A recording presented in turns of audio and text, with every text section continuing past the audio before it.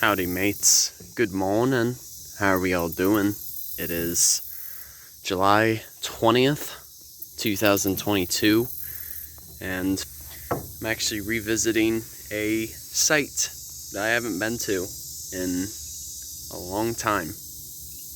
I'm further down south in Florida, getting a bit closer to the Everglades, but as part of today's trip, I wanted to take the opportunity, since there's no Peace River narration today, I wanted to take the opportunity to make my return to the Corkscrew Swamp Sanctuary, which, by the way, has one of the best boardwalks in the state of Florida.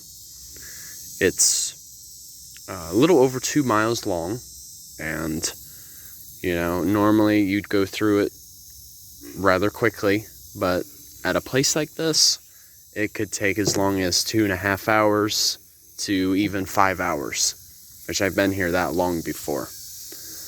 The last time I was here was back in March. That was from a long weekend when I was meeting up with Betty Osceola from the Panther Clan, from the Miccosukee tribe in the Everglades. So shout out, Betty. I hope you're doing well, and I hope we get to see each other again soon. So, the Corkscrew Swamp Sanctuary. How did this place really begin?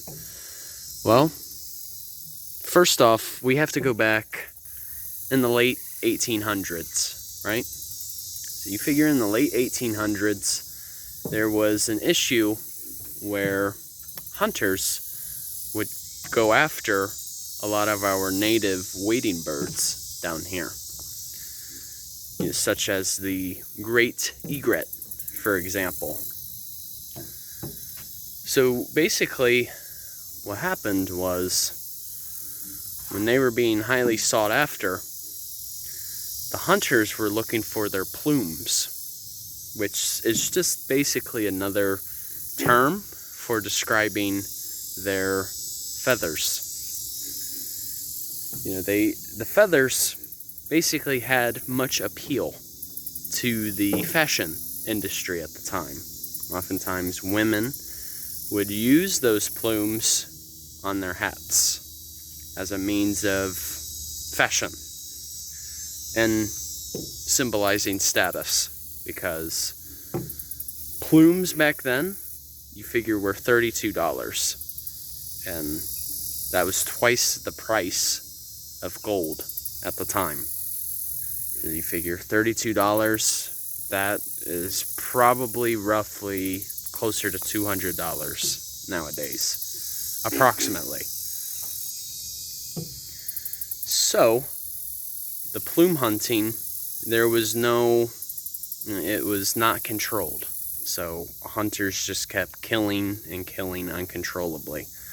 And that really put the risk of the bird populations, it basically caused them to be endangered. And so, there was actually a group from Boston at the time who noticed this issue going on down here. And so they started to get together legislation, along with working with other nonprofits at the time.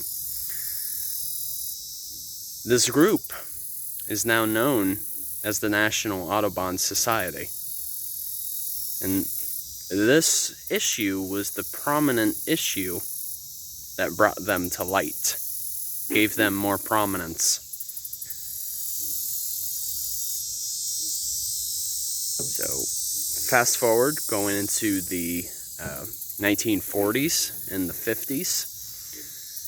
Now more of the bird populations are protected, and plume hunting became illegal. Now, what they needed to do was to protect this habitat, because at the time, there was a lot of uncontrollable logging that was occurring. because basically what this park is well known for is their Bald Cypress and Pine Cypress too. Basically, both trees, they were old growth, so they were very mature, and they were also basically ancient too. Some of these trees that you'll see here range from 500 to 600 years old, if not older. You know, prior to logging that was occurring here, some of the trees that resided in the area were at least 900 years old. So it's very humbling. I'm trying to not talk too loud just because I'm just trying to respect the property here. But it's one of those places where, you know, you want to respect the sound of nature. So basically, the Audubon Society partnered up with over 20 other organizations, like other coalitions, to basically protect this given area. And it was, you know, once they brought it to legislation, they were able to purchase this property. So basically now, this entire area covers up to at least 5,000 acres. A lot of those came from donations from other organizations, such as the Lee Tidewater Collier Company.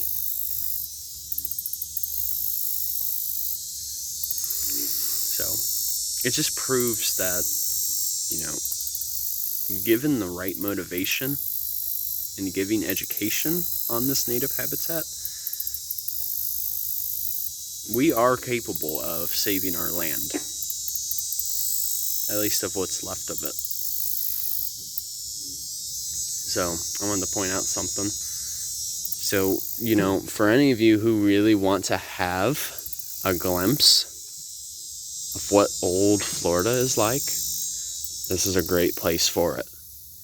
And it's accessible too, because it's all boardwalk. So like right here, for instance, I wanted to point out this plant. This is something known as a pond apple. Now, thing is, you can eat it if you want, but it's not really recommended. But usually it's something that wildlife commonly feeds more upon, because they have better digestive enzymes to process it than we do. But usually they prefer, you know, like wet prairie, because as you can see right here, since it's now in the wet season, there is a lot more water that is stored here.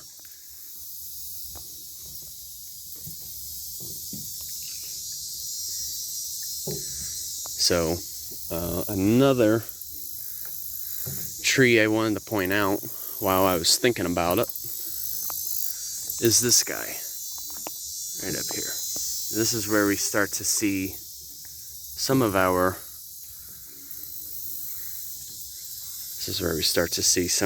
bald cypress. Well, actually, yeah, this is bald cypress, but I'll cover that in a separate video. So thank you guys for watching, and stay tuned for my other videos coming up on this place. So, alright, take care, you guys. Journey on a Journey is outwards. Enjoy your Wednesday. Take care, you guys. See ya.